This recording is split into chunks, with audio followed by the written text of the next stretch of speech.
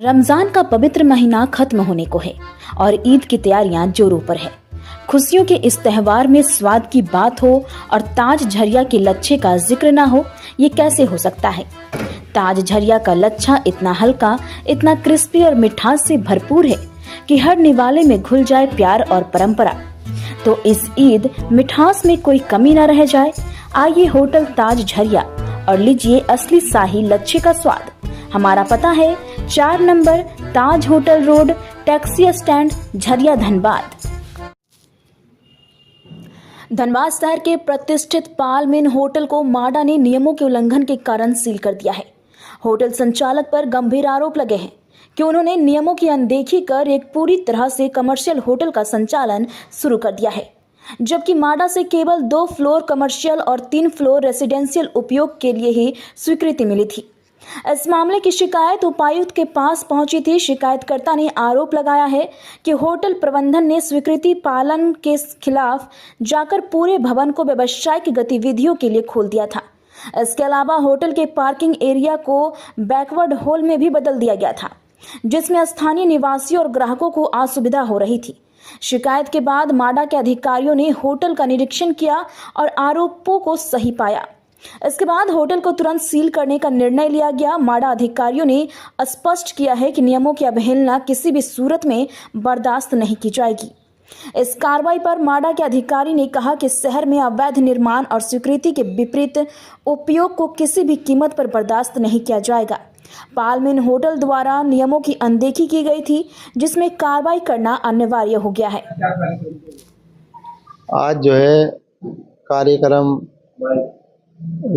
बाजी रजनी रावत पूर्व राज्य मंत्री की ओर से ईद किट बांटी गई है। जो बेसहारा लोग थे उनके लिए ये कार्यक्रम था, कपड़े का, पैसे का और ईद किट का। और इसके साथ साथ ही मैं बाजी रजनी रावत का तहे दिल से शुक्रगुजार हूँ कि उन्होंने मुबारक रमज़ान के महीने में 200 मरीजों का जिम्मा उठाया था, जिसमें बढ़कर 300 लोगों का अब तक इलाज हो चुका। तो ये बहुत अच्छी पहल थी और बहुत अच्छे कार्य था, सराहनीय कार्य था। मैं पूरे क्षेत्र की ओर से बाजी का तहे दिल से धन्यवाद करता हूँ। ये जो आज ईद किट बांटने का कार्यक्रम था वो हमने 100 लोगों का किया था, बाकी कई दिन से कार्यक्रम चल ही रहा था और बाजी के हाथ से बंटवानी थी, तो इसलिए वो 100 की जगह 200 लोग आ चुके थे, पर 200 लोगों का हमने व्यवस्था करके उनको सबके इंतजामात और 200 के 200 लोगों को किट दी थी। ये तो अल्लाह का करम है, भगवान का शुक्र है कि इस तरह के कार्य हमारे से जो है करा रहे हैं, वरना मैं इसका लायक तो नहीं हूँ। और मेरे भाइयों का बहुत बड़ा सहयोग है, जो मीडिया बंधु है, वे दिखाते हैं कार्यक्रम तो लोग मेरे साथ जुड़ते हैं। और जितने भी मेरे साथ समस्त मेरी टीम और मेरे शुभचिंतक मेरे साथ जुड़े हुए हैं, मैं उनका भी तहे दिल से धन्यवाद और शुक्रगुजार।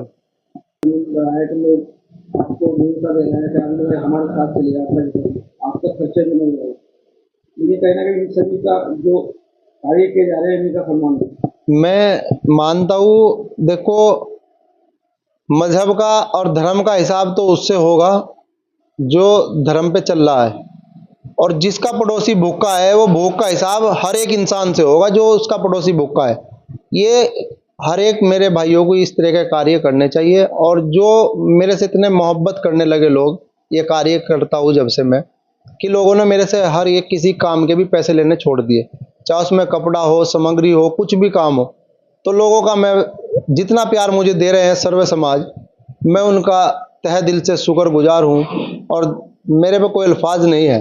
रमजान में और लोगों को जो शख्स है उनसे क्या अपील करना चाहिए, किस तरह के लोगों? मैं उन सभी अपने भाइयों से यही अपील करूँगा कि ये ईद का त्यौहार गरीब लोगों का त्यौहार होता है, अमीर का त्यौहार तो रोज़ होता है। तो इसलिए उनके त्यौहार में पूरा सहयोग करें और उनकी देखभाल करें, उन बच्चों को कपड़े दिलवाएं और उनके घर में जाकर जो भी व्यवस्था है वो कराएं। देखिए, सबसे पहला तो मैं पूरा रमज़ानों का महीना चल रहा है, उसके लिए मैं जितने भी हमारे मुमडन भाई है, हमारी बहनें हैं, बेचारे आज इतना धूप है, रोजे रमज़ान से रह रहे, उनको बहुत बहुत मुबारकबाद दूंगी। और मैं देहरादून से रजनी रावत, पूर्व राज्य मंत्री, और मेरा कार्यक्रम ये था, मैं पहला भी यहाँ पे आई थी इस जगह पे, वो गरीब महिलाओं का यहाँ पे कैंप लगाई थी मैंने। आज भी मैंने तमाम हमारे गरीब महिलाएं यहाँ बाहर खड़ी है, उनके लिए मैंने पूरा राशनों का इंतजाम कराई, पूरा उसमें आटा, चावल, तेल, दाल, सब्जी, नमक, मसाला, मतलब सब कुछ। और उसमें माँ बहनों के लिए, सबके लिए सूट है जो बाबू मेरी से बना है ना। मैंने माँ बहनों के लिए, क्योंकि रमजान का महीना में और ईद आने वाला है, कोई माँ बहनें ऐसी भी होंगी कि वो सूट लेने का गुंजाइश भी नहीं होगा, है ना। तो मैंने पूरा यहाँ पे काफी सूट लेके आई, मतलब 100-150 जो भी सूट है, तो मैं ये बांटने के लिए आई हूँ। मेरा सौभाग्य है कि माँ बहनों से मैं मिल रही हूँ। आप हमें देखिए, जब मुझे भगवान ने, अल्लाह ने मुझे इस धरती पे उतारा है, इस जन्म में, मैं सबसे पहला तो ये कहना चाहूंगी, मेरे मीडिया भाई लोगों को भी बहुत बहुत धन्यवाद है।